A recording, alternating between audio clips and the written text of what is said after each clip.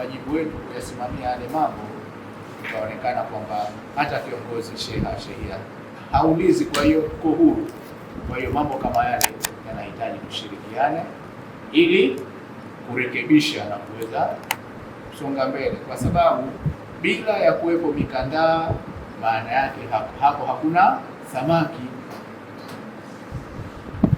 Mikandaa, nyasi bahari pamoja na matumbawe ndio yana sababu ya kupatia samaki, na ndiyo sababu ya uhai wa bahari,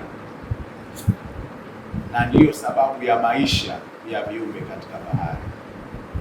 Bila ya matumbawe, bila ya nyasi bahari, bila ya mikandaa, hakuna bahari endelevu wala hakuna maisha katika bahari, kwa sababu vitu hivyo nilivyovitaja kwenye nyasi bahari, matumbawe na mikandaa, ndio samaki wanapata chakula, samaki wanaishi, samaki wanazaliana. Hivyo ni vitu muhimu katika maisha. Hakuna chakula, hakuna pa kuishi, hakuna kuzaliana, hakuna maisha. Maana yake hivyo vitu vitatu ni lazima kabisa. Na hiyo biashara ya utalii wa bahari, huko wanapotoka watu kote huko watakuja endapo tumevitunza hivyo vitu vitatu. Kama hatujavitunza hivyo, bahari yetu itakuwa ni maji tu ambayo labda tukatumia kwa kuogelea. Na kutokea 2010 kwamba mvuvi wowote ambaye anavua azifuate,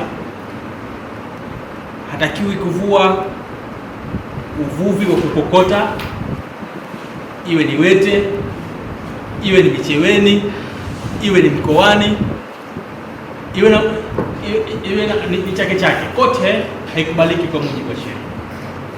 Lakini linaendana na sambamba na swala la leseni za uvuvi. Sawa, maana ukienda upande wa mashariki wanakwambia leseni, lakini nalo pia swala la leseni, kila mvuvi anatakiwa awe na leseni yake ya uvuvi. Lakini sambamba na sheria imekuja na mambo ambayo adhabu unapofanya kosa ambalo kinyume na sheria. Tuchagulie mfano mdogo, swala la leseni ya uvuvi. Ikiwa umekamatwa kwa mujibu wa sheria huna leseni ya uvuvi, basi faini yake isipungue 100,000 na isizidi milioni 5, lakini pia inaenda na kifungo. Na jengine katika hilo la Jarife, pia uvuvi huu unavuliwa kwenye kina kikubwa cha maji ambacho hiyo Jarife wenyewe haigusi chini, ikaharibu matumbawe na mambo mengi.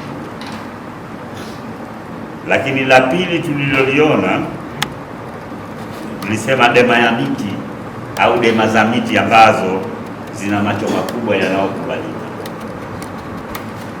Uvuvi huu tumesema sisi pia nao haumlazimishi samaki, lakini pia hauharibu mazingira,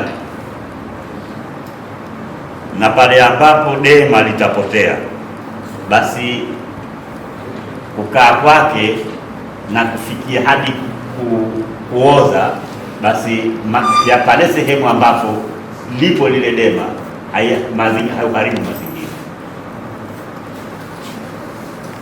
Lakini jingine tuliloliona katika hiyo ni uvuvi wa mishipi. Uvuvi wa mishipi nao haumlazimishi samaki, lakini pia hauharibu mazingira. Wakati ule wa uvuvi, ile mavua wale samaki itabidi wafanye nini?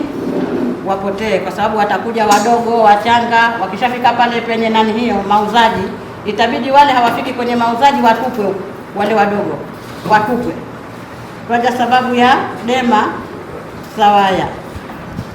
Sababu za dema za waya: kupoteza kwa mazalia ya samaki linapokaa lile dema mpaka likafika kufanya nini?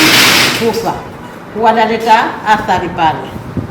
Lakini kuharibu kwa samaki wakati ule watakapoingia wale samaki, ikabidi samaki yule kanawana kutoka, sasa huwa afanyika kama nini, vidonda.